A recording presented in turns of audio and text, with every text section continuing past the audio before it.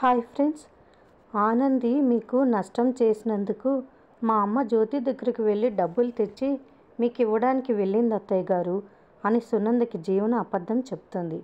ఆ మాటలు విన్న సునంద కోపంతో యువతల ప్రాబ్లం ఇంత సీరియస్గా ఉంటే ఈవిడ గారు ఆ ఇంటికి డబ్బులు అడగడానికి వెళుతుందా? నిజంగా డబ్బులు తీసుకొని వస్తే ఆనంది విషయంలో అత్తగారిగా ఒక డెసిషన్ తీసుకోవాల్సిందే అని సునంద అంటుంది. అమ్మయ్య, ఇది కదా మనకి కావలసింది అని జీవన సంబరపడిపోతుంది. చైతన్యకి జీవన మీద అనుమానం వస్తుంది.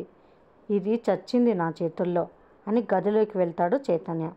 కుట్టి నీ పని గోవింద అని డ్యాన్స్ చేస్తూ ఉంటుంది జీవన. చైతన్య వచ్చి తలుపు వేసి జీవన దగ్గరికి వచ్చి, నువ్వు అసలు ఆడదానివేనా? వదిన నీకేం అన్యాయం చేసింది? టెండర్ విషయంలో వాళ్ళు అసలే వదిన మీద కోపంగా ఉన్నారు. దానికి తగ్గట్టు వదిన మీద చాడీలు చెప్తావా అని చైతన్య జీవనని కొట్టబోతాడు. నువ్వు ఎన్ని తప్పులు చేసినా ఒప్పుకోవు. వదిన చేసిన చిన్న తప్పుకి రచ్చరచ్చ చేస్తున్నావు అని చైతన్య అంటాడు. మీ వదిన చేసింది చిన్న తప్పు కాదు. కళ్ళు నెత్తికెక్కి టెండర్లో చేతికి వచ్చిన కొటేషన్ వేసింది అని జీవన అంటుంది. వేసిందో వేయబడిందో తెలుస్తోంది అని చైతన్య అంటాడు. ఏంటి నీకు తెలిసేదని జీవన అంటుంది. తప్పు వదిన ద్వారా జరిగిందని అందరూ అనుకుంటున్నారు, కానీ నేను అనుకోవడం లేదు. నాకు నీ మీదే అనుమానంగా ఉంది అని చైతన్య అంటాడు.